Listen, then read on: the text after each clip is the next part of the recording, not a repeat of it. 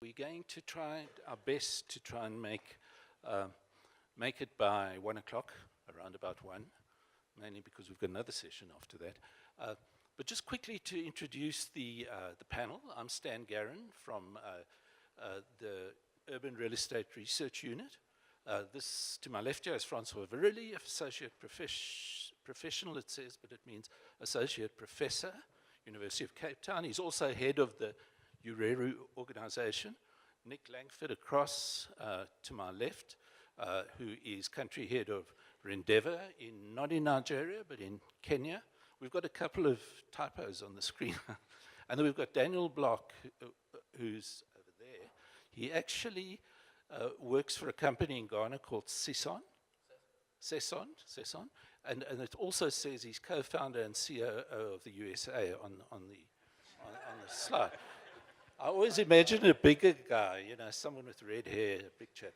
But so we're going to start straight off, and what I'm going to do is hand over to Nick. Well, let me just give you a bit of an intro into what we're doing, and then I'll start moving around the panel. Our subject's going to be looking at the future, arguably being probably the most interesting of these sessions, I think. The African city of tomorrow, what is going to happen in terms of urban transformation, new thinking, solutions that address transformation of environments, a multitude of issues that this opens, possibilities, areas of discussion from investments, planning, regulatory issues through to technological intervention. And I think a lot of what we're going to end up with is look at the technological part of things. So while we might pick up on some of the more practical interventions like the databases and how practical they are, we will spend a lot of time in the wonderful world of technology, the PropTech revolution, as it's called, amongst other things, the Internet of Things, artificial intelligence, shared economy, blockchain, which Daniel is the expert on. He's going to give us a bit of a run, impending changes and so on. So what I'm going to do is start with Nick. Nick, we're going to ask you to give us more or less lay the ground and talk to us about what drives urban development, what enables it, what are the causes and effects of it. Is it happening in Africa, and at what pace, particularly in the areas that you are familiar with? How are the databases helping to tell that story? How is technology helping to tell that story? Over to you, Nick. Okay, good morning, everybody. I think well, the driver for urban development is clearly population growth. I think there's some pretty dramatic statistics coming out over the last 2 weeks, which indicate the boom in population of all of the African countries, certainly the African countries that we work in, which is in Ghana, in Nigeria, in DRC, and in Kenya. So that's the main driver. The other driver for new cities is the fact that the rate of urbanization, which is, I think some African cities growing 5-6% a year, the infrastructure just cannot cope with this urban growth, with the growth of the population. So the solution has to be a new satellite cities. There is no way, I think, in Nairobi that you could continue with a population growth of 6%. Fiji couldn't get to work, you know. I think instead of half an hour, you take 2 hours to get to work. It's only going to get worse.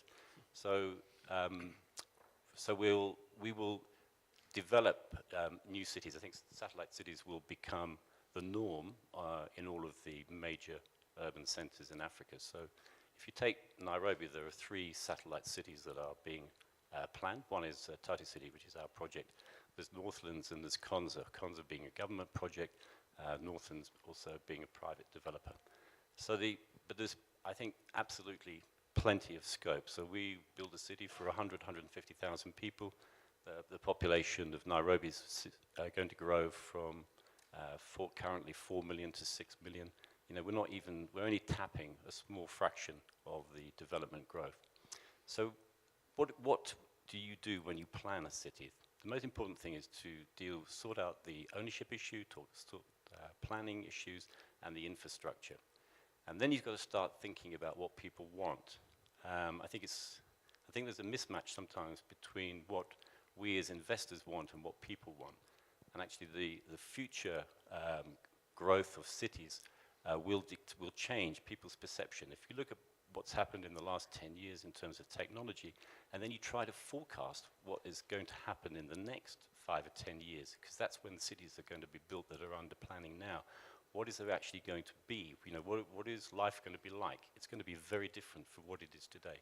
If you just try to project, you know, the last 10 years and then try to project forward what could happen to technology, the motor vehicle, data collection. There's a guy in America called Neville, he's a Kiwi, and he runs a company called Sidewalk Labs. And this company has acquired land, and it's a sister company of Google, so they got masses of money to invest. So they're going to build the city of the future, a Google city in the States.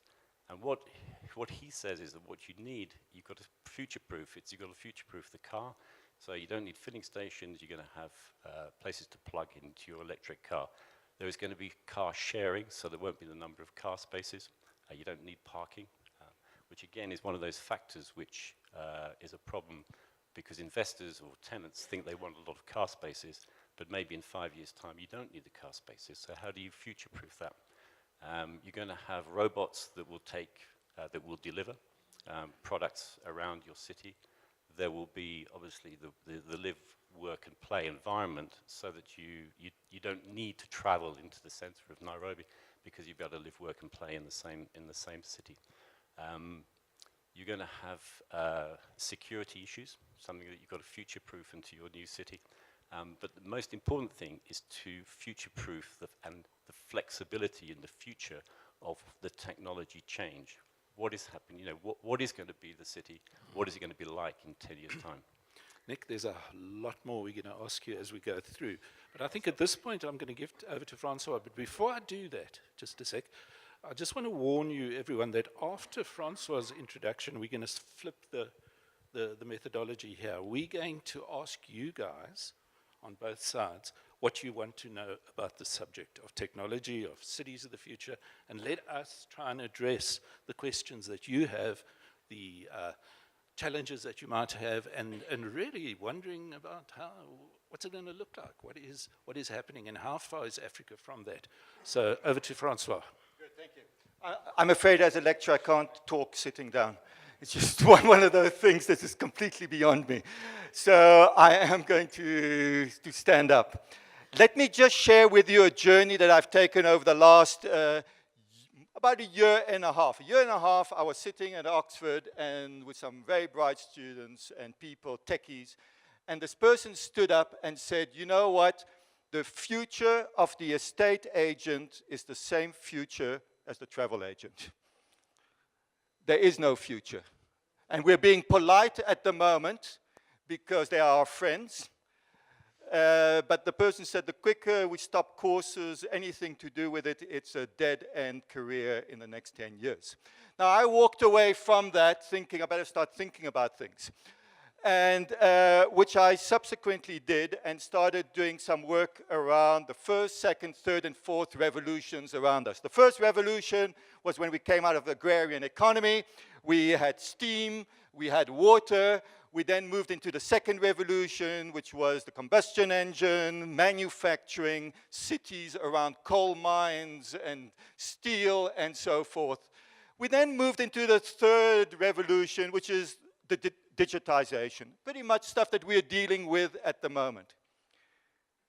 Now, digitization is one thing. But what's coming next is the fourth revolution, which really is going well beyond this and dealing on the internet. So I started looking a bit about this. I started understanding that it took the Hilton Hotel Group 150 years to get to 1 million rooms. It took Airbnb 6 years to do the same.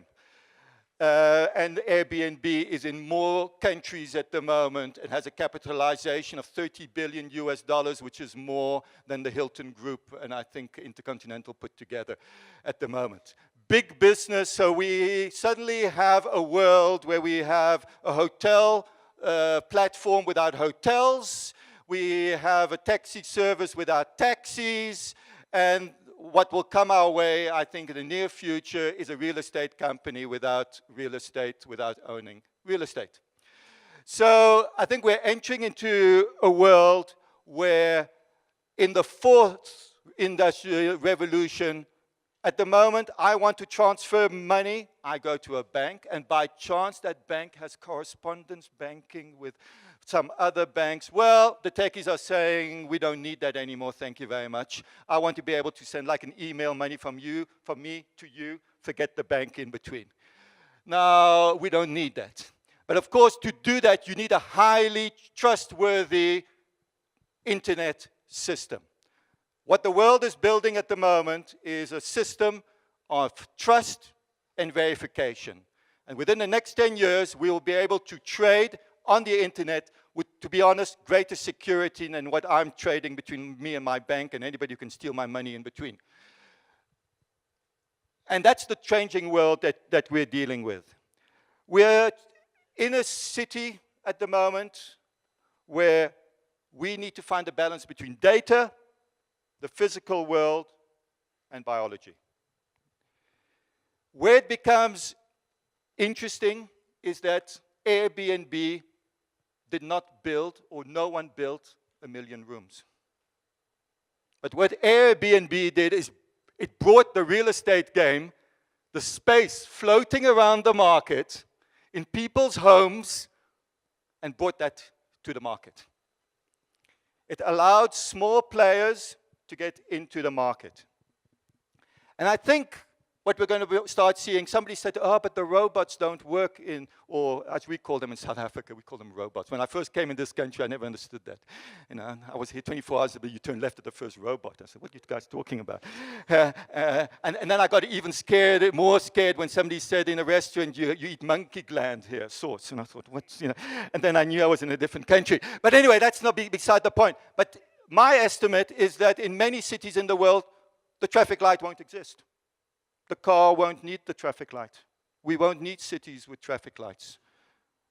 If we have cars where people drive themselves, but even if they don't, there'll be a coordination that can avoid that. So the issue that I think we need to talk about, I'm going to keep it short, like I said, I'm used to double periods, so I'm going to keep it short, is from the demand side, we're seeing a world where the consumer wants to know. You'll be talking about blockchain. What blockchain really says, taking it from a non-financial environment, when the car comes out of the factory, it is stamped on the blockchain.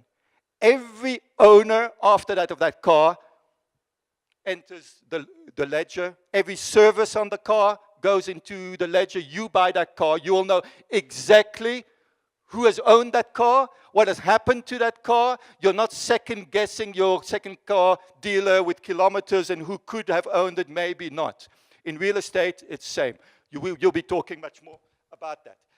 And that's all my stuff. And then, so that's the demand side. From the supply side, so we're going to have consumers who will know everything there is to know about this property. And I think we have architects here, we'll have BIM systems, you can walk through that system. We've got that. By the way, the third revolution is about digitization. We'll have all of that. The fourth revolution is how we trade. We will find ourselves with consumers buying real estate in nano bits and pieces through their cell phone, through the M-Pesa system.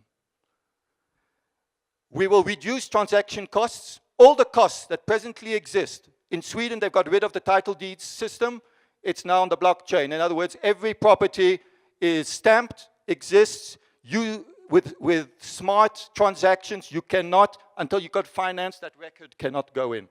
Very smartly driven, no one can go. And anybody who plays around with the record, that gets synchronized against around millions of computers around the world that will tell you this transaction cannot happen. Highly secure. So we're going to end up in a world where, unfortunately, where I started, the person standing up saying the broker is going. But I think in the system, transaction costs that we're leaving on the table at the moment, discount rates that we are heightening up because of lack of liquidity, all that value will be unleashed through a highly more efficient market. And we're going to unleash the value that is sitting at that discount rate, which is now 20, which could be 18 if we're more efficient. Somebody's going to pick up that value. And so we're going to sit in a very different environment. As I said, the broker will probably go, but so will the valuer. Many banks in Germany at the moment don't even have a valuer anymore, totally automated. The conveyancer goes as well, because we won't need the conveyancer, because the blockchain will sort that out as well in between. Whether the banker will be there is debatable. Crowdfunding can possibly sort that out, as well as investors maybe not saying, maybe I'm not going to go down the pension fund route, but through my phone I'm going to buy units of real estate, which I trust because of the system. And I think that it's a world that's going to look very different in front of us. The professions that we're going to have, we are already at our university going into what we call Mark II real estate professional. There is very few courses in measurement left, courses in valuation, anything that needs to be measured, to be honest, we will soon not be teaching anymore, because all measurements can be done digitally, it will be done elsewhere. So we're sitting in a very different world, which I hope we will have a discussion about. But at the end of the day, it's a data environment, but any data revolution that we've seen in the economy, at the end of the day, is what we, as humans, allow to happen. And we will finally decide what technology we will want, and I think we have that capability deciding, to some degree, what we're going to accept, what we're not going to accept. But I think it does mean that through technology, the person sitting in the poorest village in Africa with a smartphone will be able to invest in real estate. Thank you. Thanks, Francois. Have you guys been thinking about questions to ask? What do you want to know from us? And you first, sir, and then I'm going to just call on Daniel to do a bit of an intro on his perception of this as well. But let's have a mic there, or a...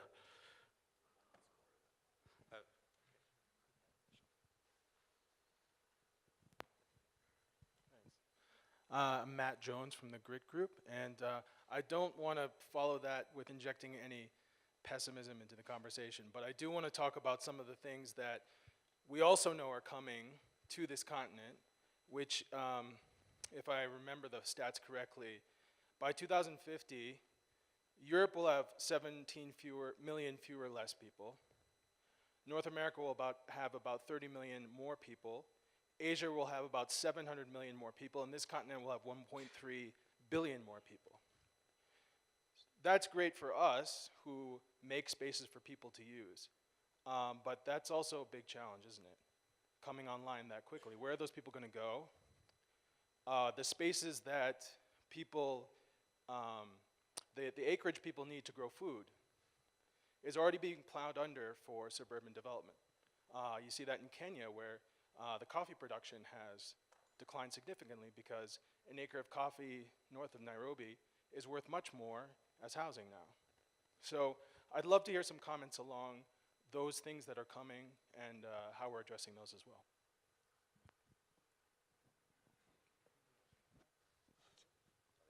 Thank you. I think that's fascinating question. And I'm surprised. no, I think everyone's a little stunned after that, Francois. Let's have a comment there.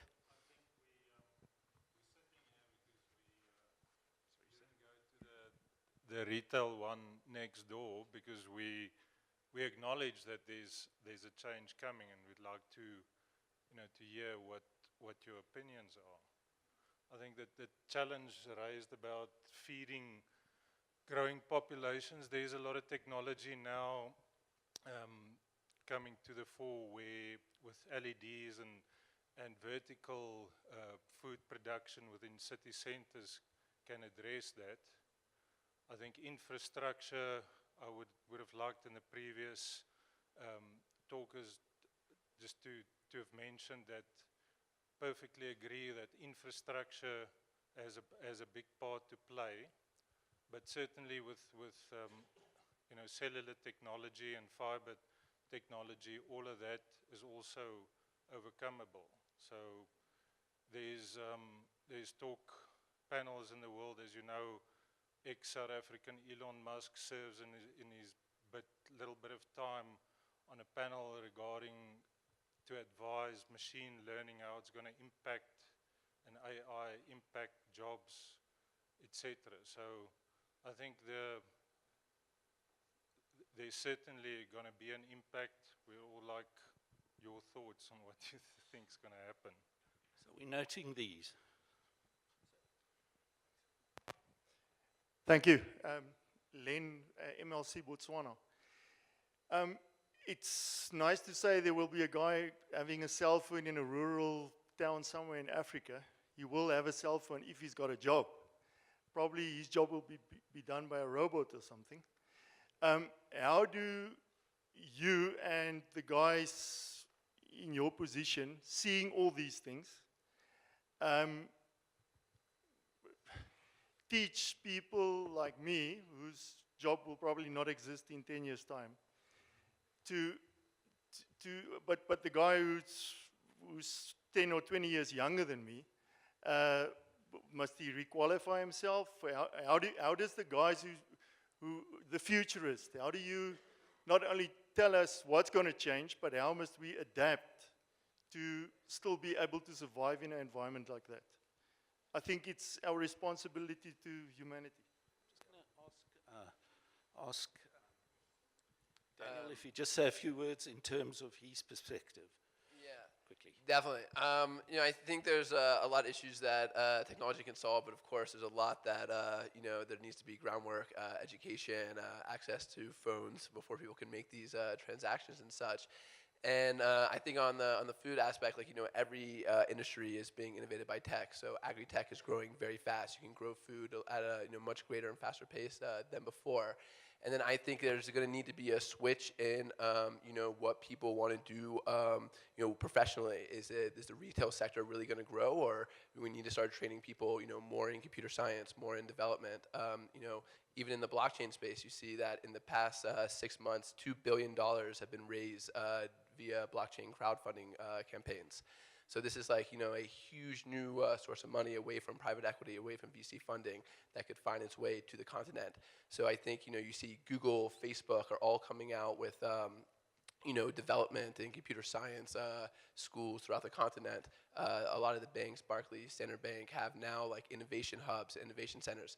And I would say to make sure you're not replaced, you know, and say in the property space, maybe the estate agent might be replaced, but the estate agent might now run a technology kind of prop tech company and such. So I think there needs to be innovation kind of from the bottom up, where there's education, people understanding about these new ways to raise money, new ways to start a company, but also there needs to be innovation from the top down, where those who are currently leaders in the space are kind of taking a long-term position of saying we need to invest in technology, we need to find ways, you know, to innovate ourselves before we are replaced.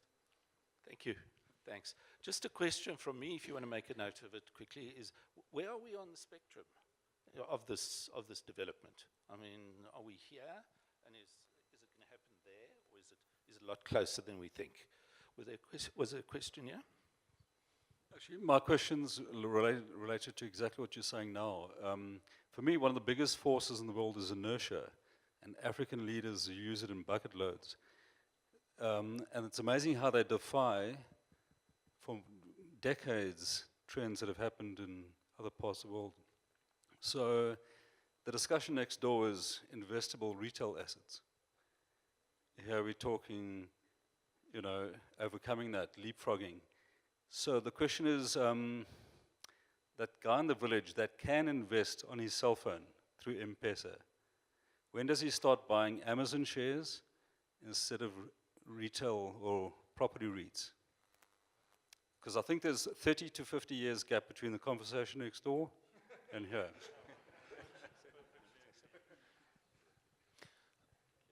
Hi, Terry from Profico. A couple of comments. If one looks at the history of cities, where a lot of the cities and the towns that develop over time was based on one's mode of transport. So cities were a lot closer together because that was how far you could walk in a day or how far you could get on a horse in a day.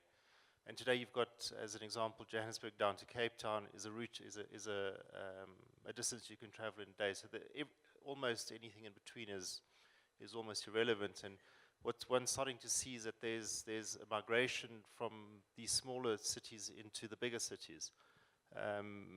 And if one looks at that on a global scale, you've got the migration towards more technologically advanced, towards more technologically advanced cities and countries. So Europe's seeing a lot of migration out of Africa, and it's almost as if the nodes that exists today are just becoming stronger and stronger, and the ones that are weak are getting weaker and weaker.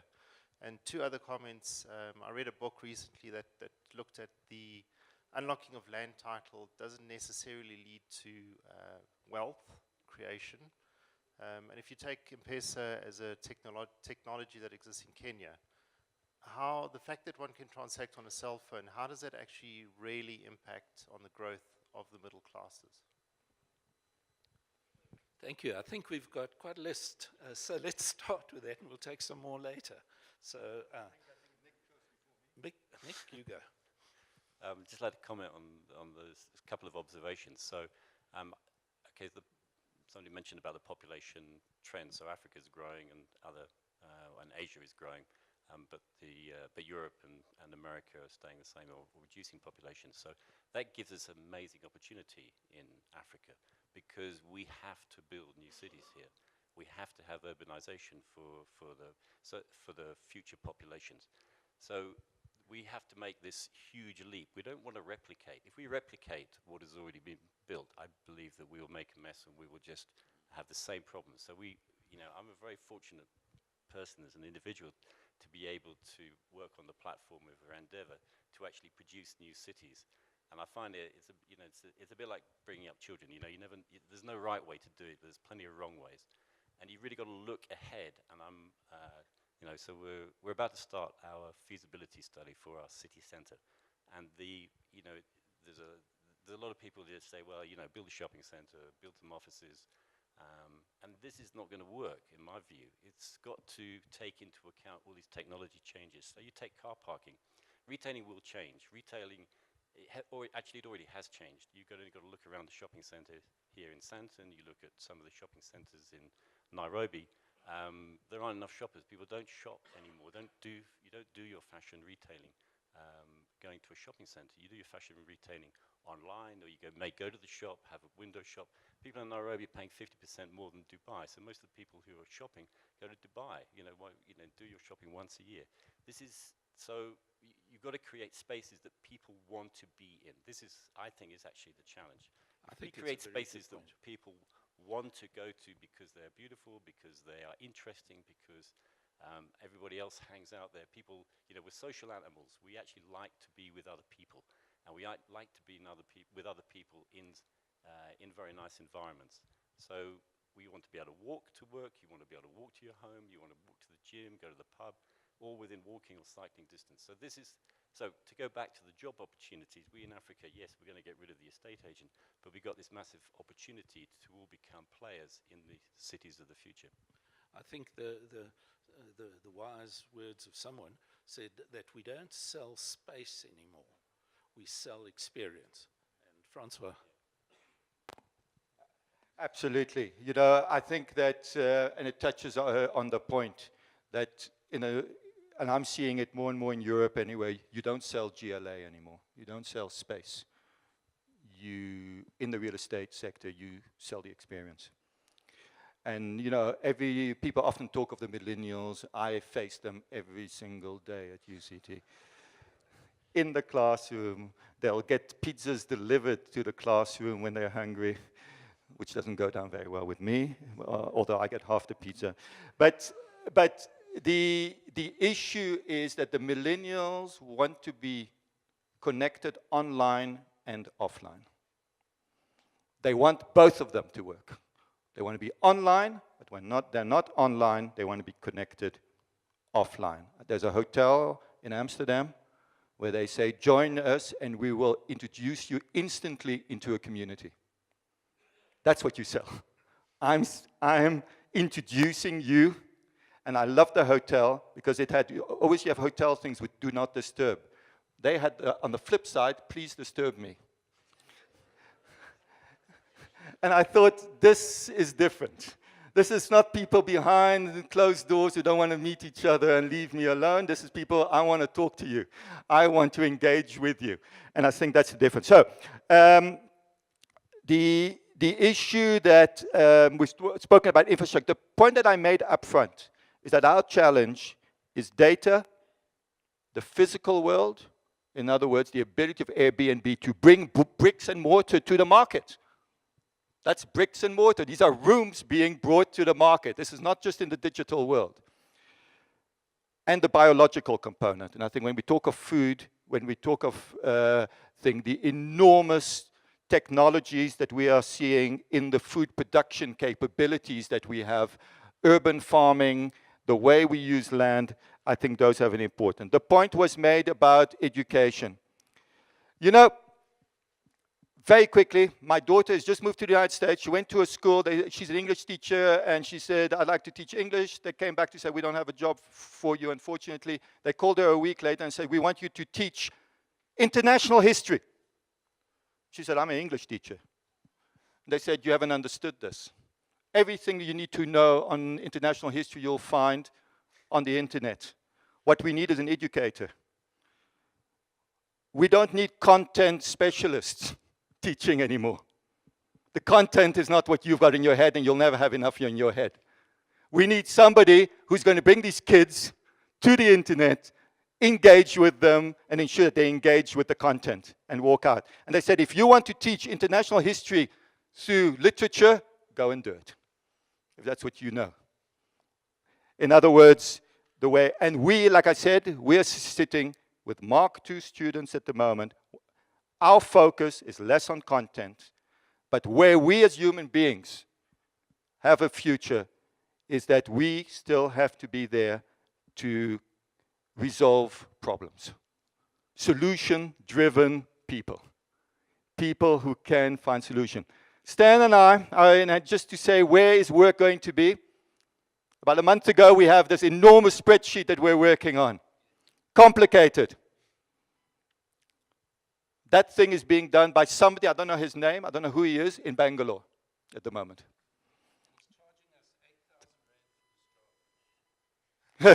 Which, if I'd done this here, I would have had a bill of, you can put a few zeros probably after it. So somebody is doing, I have a trust in the system, this guy's doing it, and I think he's doing it fine. Yeah, it's coming out well. And so this person is sitting, I don't care if he's sitting in the smallest village, but he's doing work. And I think what we are saying is that the person in the village, Upwork, by the way, if you've got a whole thing of numbers and you want to put it in Excel, you go to Upwork, within a minute you got 15 guys who will say, I'll put it for you in a PowerPoint presentation and do it for you, and you'll have it back this afternoon. And you just write the numbers on a sheet of paper.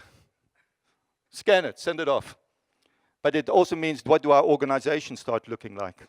We bring in people that we require when we need them. Do we want all these people? And why do we have organizations? There's a long economic history about organization, which is really about transaction costs. You go in-house because otherwise it would be too expensive to bring those people all in. But if those transactions drop, do you need the organization? And to what degree do you need it? So what I'm saying is that people are not out of this, far from it. But I think what people will be doing will be, and what we expect people to do will be very different. Cities and towns, being from Cape Town at the moment knows it has no resources. It hasn't got any mines, which is great. When the commodity prices fall, Cape Town still does fine. But the issue is that Cape Town is positioning itself as the IT city of South Africa, maybe for the continent. What you're going to have in place is an area where people want to live, where they want to live comfortably, where the IT, the megabytes are going fast through the thing. So what I'm saying is that cities that did not have a role, small towns that did not have a role in the third economy, or certainly, but who had a role in the second economy, I think we could start seeing a change of the pecking order. But I take a point.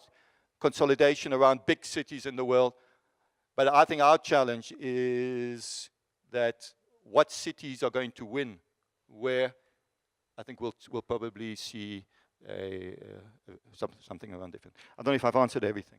I think you've answered most of them. If anyone Yeah, I just wanna- doesn't feel that way, I want to hand over to Daniel to respond a bit, but also to tell us a little bit about how these technologies are going to influence the way we do business, essentially. And then the mortgage bond, and then the blockchain. Yeah, I was gonna just say as well, this on the comment you're saying, like how far are we away from, say, a villager in Ghana investing in Amazon stocks? And I would say, you know, we really are not that far away, and I think we're gonna see a very fast pace of adoption, because I think one thing that technology is helping with, especially innovative lending, trust ledgers such as blockchain, is reducing the cost of capital. Right now, it's very difficult to give a loan in, say, a rural region if a bank has to bring out people to go collect, if they have to, you know, invest in infrastructure to be able to facilitate the loan. If you want to buy stocks right now and you need to go to a broker and pay a fee and you want to invest $10, you know, that's not really realistic today. But you know, I think really we're just getting to the point where that is a possibility. You know, M-Pesa on the mobile money side is showing that you can take loans at very low additional cost for maintenance and servicing. What the blockchain is, in a quick aspect, is kind of the next level in databasing. So we say it's a permission database. Anything put onto the database is immutable, it's auditable, and it's fully transparent. And so what that does is that it removes a lot of the friction and middleman in contracts. So when people say, when the most common use case people know of blockchain is Bitcoin, where you can transfer money to people peer-to-peer quickly without service fees and anywhere in the world. You know, but that's just a start with the database. You know, soon we're going to be able to transfer, as some pilots are doing, land titles on the blockchain, mortgages on the blockchain, assets on the blockchain, stock exchanges on the blockchain. When we can take these assets, tokenize them, make them divisible infinite amount of times, and allow people to buy into this trusted network with very little regulations. You know, KYC, of course, understand who the person is, but no conveyancers, no kind of you know, brokers in that aspect. And so I think, you know, as Francois was saying, you know, we're almost to the point where you can make a property divisible by 1 million shares and allow people all over the world to invest in 1/1,000,000th of a property in Africa. And so I think we're going to see a huge unleash of capital kind of through this, because the cost of acquiring this capital is becoming way down, and that's going to allow people in, you know, in the villages and places that couldn't get capital before now enter the market. Does that talk somewhat to the population explosion the gentleman from Grit was speaking about earlier? I mean, more technology, more ownership, more accessibility will enable a more efficient chain of development, which hopefully will start to meet those needs, because certainly we're not going to be able to do it the way we're doing it now. You see, I suppose it's the issue of an economist, Hernando de Soto, and I think there may have been relevance to him, and made the point that, for example, in our townships in South Africa, Kibera, in Nairobi, there's dead capital. These are houses, but because the deeds registry system is expensive and these people can't afford the conveyancer, they can't think, all that capital is lying dead in our cities. People can't transact, they can't get loans on them, they can't use it as collateral, they can't start a small business on their real estate because the transaction costs are so high, so complicated. Imagine, and I'm an optimist around this game. I'm highly optimistic of what it can do. It will change the game, but I'm highly optimistic of of it being able to ensure that the smallest shack dweller can play the real estate game.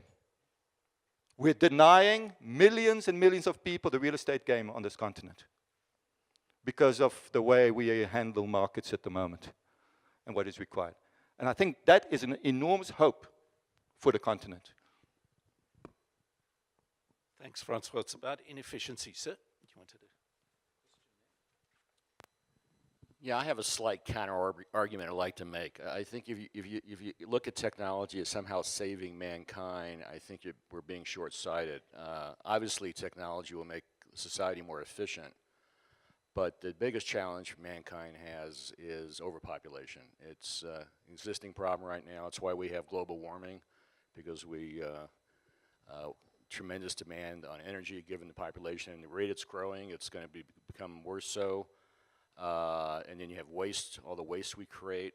So unless government implements some economic disincentives for families to be reduced, we're headed to a serious problem. Now, technology, I acknowledge, will make a society more efficient, but as I understand it, you're going to have a net loss of jobs. So how is this population going to support itself? So I think it needs to be hand to hand. I think as technology, improves our quality of life, we're going to lose jobs. We're going to have to cut the population down through economic disincentives. Otherwise, we're headed for a train wreck.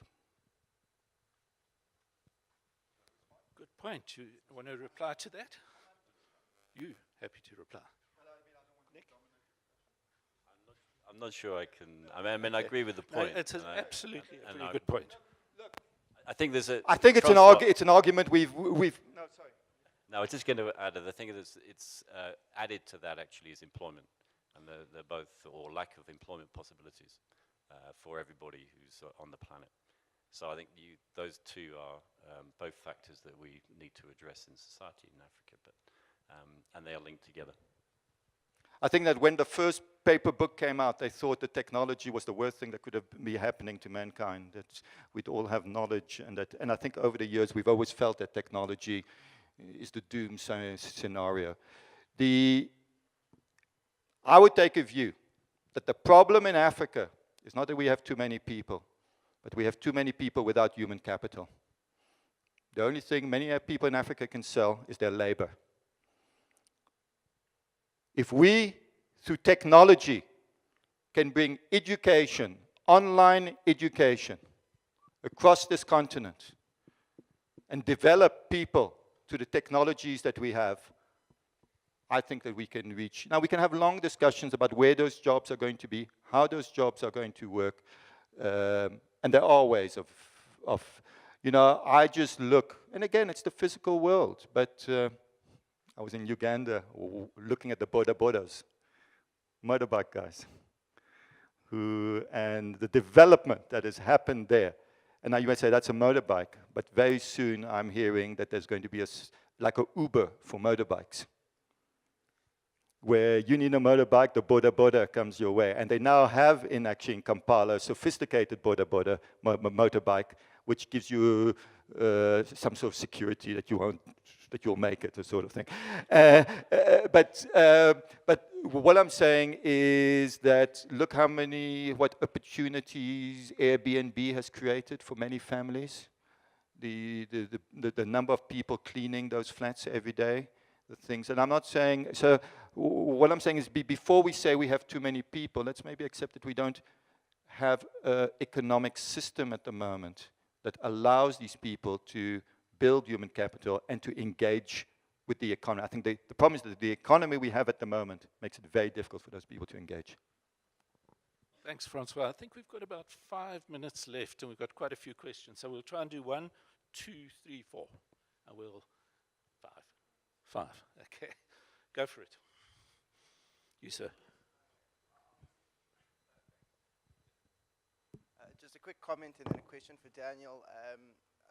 There's sort of like a blanket term being used for technology as either creating or destroying jobs, and I think it depends on what kind of technology you're talking about. Because, for example, I read a very quick article last night on high data fees in South Africa and how that, the implications of that. And it's a Financial Times called Why #Data Must Fall. Go find it and give it a read. It's really interesting, and it talks about how people have access to information and additional opportunities at different levels of skill of employment. So check that out. It's worth reading. Daniel, I know that you guys, excuse me, have looked at working with these registries in Ghana, I think it is, to integrate it with blockchain, because as Nick mentioned, certainty with tenure is really important in development. How do you practically transition into using blockchain to track these, all the data and these transactions? How does the shift practically happen? Quick answer, Daniel. Yeah, so that's especially with technology such as blockchain. I think the African continent, especially maybe excluding South Africa, has a tremendous opportunity to integrate and start with these technologies. They say in the U.S., Europe, and now in South Africa, one of the biggest issues is that banks, governments have legacy systems. They use Oracle and SAP. It's very hard to switch to a new technology system. Say, looking at Ghana, everything's in paper right now. Even the banks are transacting in paper. Barclays Ghana is transacting in paper. And even though there's technology solutions available. So we see this as a huge opportunity to start with modern technology as the new legacy systems. I think when you're saying building a deeds registry in, say, Ghana is a lot different than maybe building one in South Africa or Dubai recently did a digitization project. When you look at Ghana, there's a lot of World Bank projects, a lot of initiatives that people say, we're going to digitize the land registry. And then they go to the land registry and they realize that only 5% of land has land titles. So the thought is, well, what are we actually digitizing and such? And then a lot of issues, people say we don't understand ownership. Well, if you look at Kumasi, it's very obvious who owns the city. The Ashanti King owns the entire city. So there's no question of who owns the city. That's very obvious. So a lot of the issue then becomes around trust in the transaction. If I take a loan, if I buy a house, do I actually own the house? When the bank lends, is there actually a mortgage system? Do they actually are going to be able to foreclose on the property? So what we're really looking to do around the blockchain is create a full process flow for the transaction, leaving the final step to the title registration. So we believe that as the private sector is transacting, as mortgages are given, as construction the projects are being done, in fact, the private sector is building the land registry at the time. And we always see, we did some projects where we're surveying people and asking them, oh, would you like to get a land title? And they say, well, why do I need a land title? My family has always lived here. Everyone knows that my family lives here. And they see the land title almost as a ploy to get taxed by the government. So there's not a big incentive to get the land title. But when we start thinking as the private sector, can we be the ones that facilitate the growth of the registry? Can every mortgage work through a system that tracks the full process flow of the mortgage, leading with the title registration?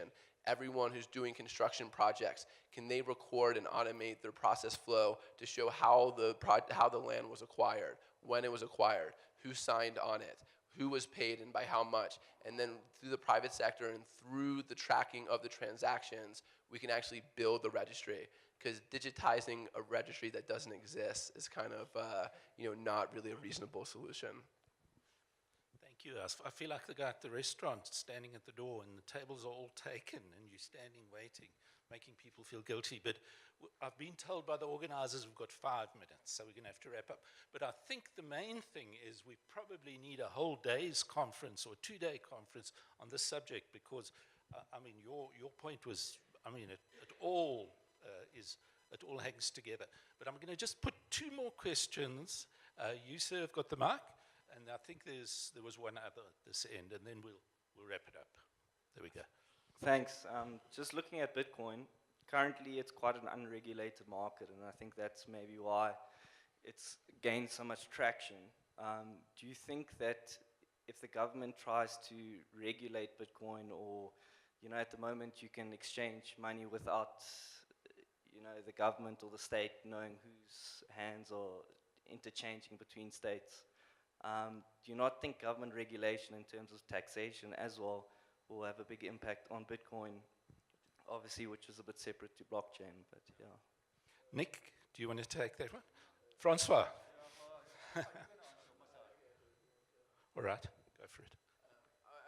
I say very, very, very simply that I don't think government regulation on Bitcoin is a problem. In fact, is a good thing. If I want to launder money, the best way to do it would be a briefcase of cash. You know, nobody follows cash payments. That, you know, Bitcoin really is not the key in that aspect to be laundering money. That, you know, it's really a way to better track the money supply.